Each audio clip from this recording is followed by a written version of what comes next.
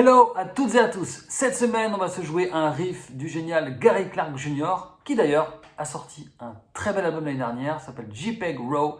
Notamment le dernier morceau est magnifique, je vous le recommande chaudement. On va faire un riff plus ancien, un de ses classiques entre guillemets. D'ailleurs, vous pouvez essayer de deviner en commentaire le nom de cette chanson, donc de Gary Clark Jr. Je joue ce riff et je vous l'explique étape par étape.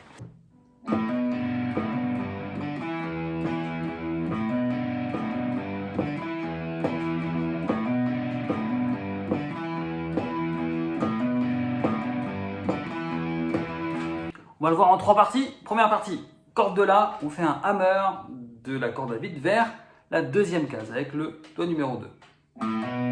Puis après, on va faire un coup vers le haut sur la corde de Ré à vide. Ok? Déjà, ça en soi, c'est déjà un petit plan blues. Deuxième partie, on retrouve notre hammer de la corde à vide vers la deuxième case. Mais ensuite, on va aller en troisième case de la corde de Mi grave.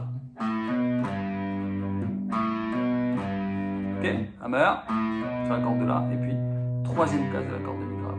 Donc à ce stade, on a vu, je le fais lentement. Et pour finir, corde de Ré à vide, puis deuxième case. Puis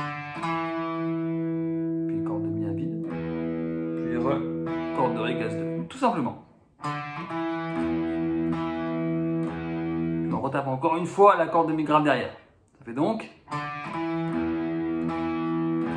Et donc si je colle ces trois parties, j'obtiendrai en faisant lentement.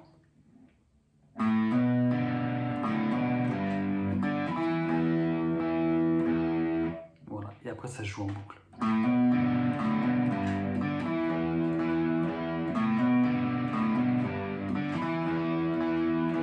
Etc. Deux remarques là-dessus. La première, c'est que, en fait, ce riff, il ne contient que des notes de la pentatonique mineure de Mi et sur une seule octave. C'est-à-dire que la gamme de référence ici, c'est juste celle-là.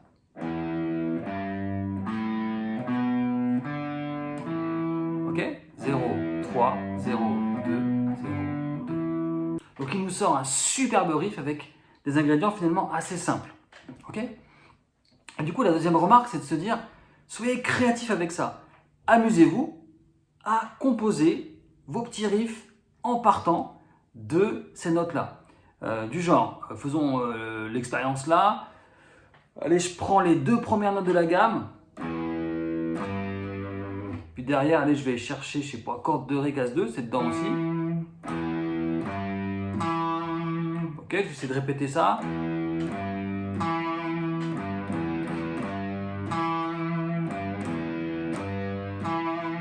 Voilà, un petit riff, c'est pas le riff du siècle, mais ça tient la route et c'est vraiment sympa de s'approprier cette gamme pour créer des riffs qui nous plaisent. Je vous conseille de faire ça régulièrement, c'est ludique et c'est fécond, ça vous permet de vraiment vous approprier votre gamme et de mieux la ressentir par la suite. Voilà, c'était un riff donc de Gary Clark Jr. N'hésitez pas à me dire en commentaire, mettez vos albums de blues récents que vous avez appréciés, que vous avez kiffé. Et puis, passez une belle semaine et je vous dis à bientôt. Ciao!